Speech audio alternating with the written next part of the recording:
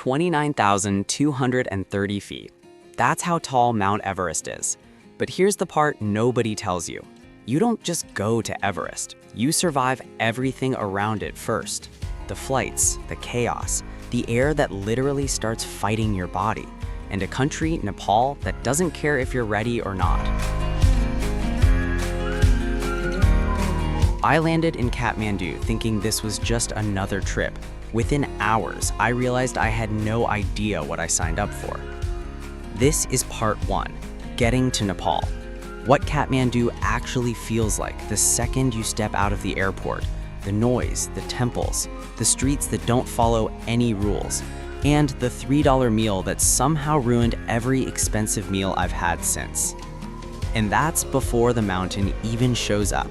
Because part 2, that's the trek, the altitude, and the moment I stood in front of Everest and had absolutely nothing to say. First, Nepal. The moment you step out of Tribhuvan International Airport in Kathmandu, Nepal introduces itself fast. Horns everywhere. Motorbikes weaving between buses, weaving between tuk-tuks, weaving between pedestrians who have clearly decided traffic laws are more of a suggestion than a rule. The air smells like incense, diesel, and something frying you cannot identify but immediately want. I had just flown 20 hours from the US, connection through Doha. Landing in Kathmandu at 6 a.m. felt like landing on a different planet, one with better food and significantly worse road markings. The city sits in a valley at 4,600 feet above sea level. That is already higher than most American mountains. The air feels thin the moment you notice it. Visa on arrival at the airport. $30 for 15 days, $50 for 30 days. There is a line, budget 45 minutes. Bring a passport photo. They ask for one, and the machine there is painfully slow. My hotel was in Thamel, the backpackers district. $22 a night. Clean room, hot water that worked most of the time, rooftop with a view of 3 temples and a million power lines.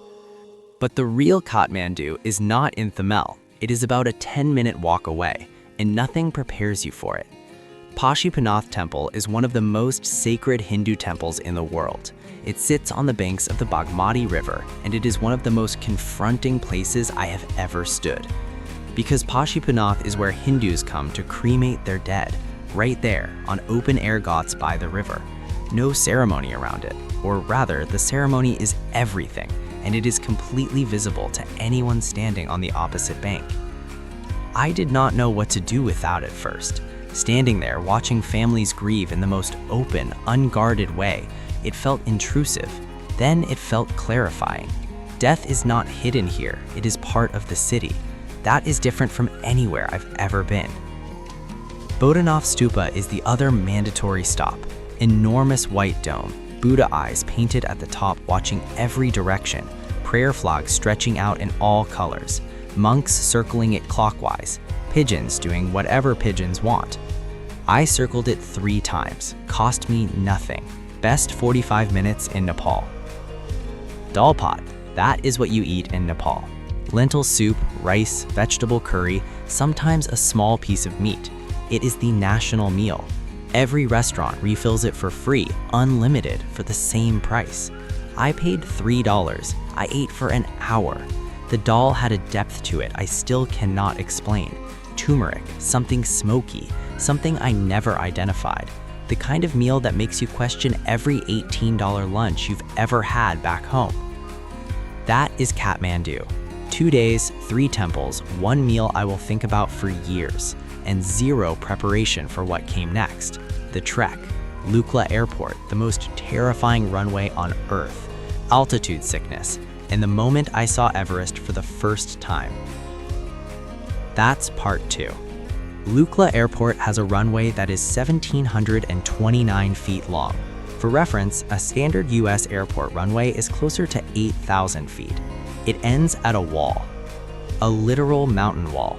You land going uphill because the slope slows the plane. You take off going downhill because gravity helps launch you off a cliff into open air above a valley. It's been called the most dangerous airport in the world. I don't know if that's true. What I know is that when we landed, nobody on the plane said anything for about 10 seconds, and then everyone exhaled at the same time. Welcome to the Everest region. Elevation 9,386 feet, and we hadn't even started walking yet. The trail from Lukla to Everest Base Camp is 65 kilometers one way. You don't run it, you don't rush it, the mountain decides your pace. Day 1, Lukla to Phak Ding, 2.5 hours. Suspension bridges over rivers so blue they look fake. Yaks on the trail, and they have right of way. Always, no negotiation. Day 2, Namche Bazaar, the first real altitude test, 11,286 feet. You spend a full rest day here, not because you want to, because your body needs it. Altitude acclimatization is not optional. It's how you survive the rest of the trek. On day 3, I woke up with a headache that sat right behind my eyes and didn't move for 6 hours. That's altitude. Drink water, walk slow, eat. Don't push. I watched a guy try to push through it. He was helicoptered out from Dingboche 2 days later. Nepal has helicopter rescue services specifically because this happens constantly. But then there are the moments. Tengboche Monastery at 12,624 feet. Monks chanting inside, snow on the peaks outside, the kind of silence that has actual weight to it. Amadablam rising on your right, a perfect pyramid of rock and ice that looks carved. Every trekker I met stopped walking just to stare at it. Nobody pretended otherwise. And then on day 8, the trail flattens, the valley opens, and for the first time, above the marines and the rock and the ice, you see it. Everest. Everest Base Camp sits at 17,588 feet above sea level. At that elevation, every step takes effort, not workout effort, the kind of effort where your body is genuinely negotiating with you about whether the next step is necessary. I got there on a Tuesday morning. Overcast, wind coming off the Khumbu Glacier. The glacier itself groans, literally makes noise as it moves beneath you. It sounds like something enormous turning over in its sleep. And then the clouds broke. Everest doesn't look like the photographs. Photographs make it look distant, serene, almost gentle. In person, it's none of those things. It's violent. That's the word, a violent shape against the sky. The summit plume, the cloud that always streams from the top, was going that day. Wind at the summit moves at over 100 miles per hour. I stood there for probably 20 minutes, said nothing. I had planned to film something meaningful. I didn't. There are places that make your words feel small. Everest Base Camp is one of them. Shift back to energy. I turned around and walked the 65 kilometers back. My knees hated me by day 4. My feet were done by day 6. I got back to Lukla, sat in a tea house, ordered Dal Bhat, and felt something I can only describe as completely satisfied with being small. Direct, fast, practical. Let me talk money, because this is the question everyone has and nobody gives a straight answer. Round-trip flight to Kathmandu from the US, $700 to $1,100 depending on where you depart and when you book.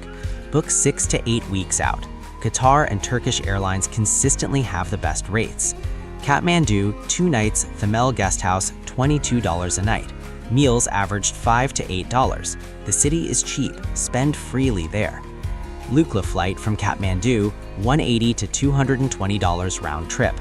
Non-negotiable, you cannot drive to Lukla. The trek itself, tea houses along the route averaged $8 to $15 per night. Meals on the trail run $4 to $10. Budget goes up with altitude. Everything has to be carried in by porters. Everest Base Camp permit, $20 through the Sagarmatha National Park entrance fee, worth every single cent. Important, energy up. Travel insurance, don't skip this. Helicopter evacuation from the Everest region runs $3,000 to $5,000. I bought World Nomads for $85.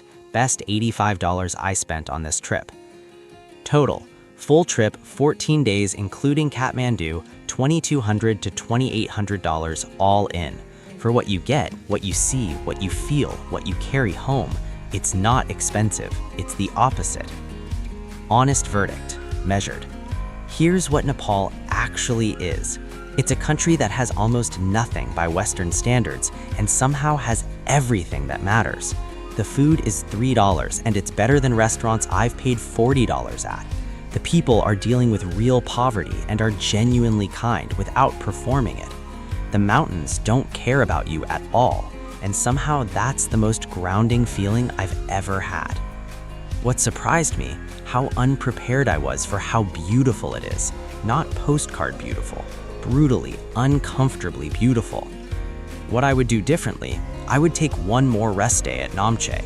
I would hire a local guide instead of going solo, not because I got lost, because I missed context I didn't even know I was missing. If this video helped, subscribe. There is more coming. Places that deserve to be seen, not just scrolled past. Comment question, genuine. Drop a comment. If you had 2 weeks and $2,500, would you do the Everest trek? Or is there somewhere else on your list that you think would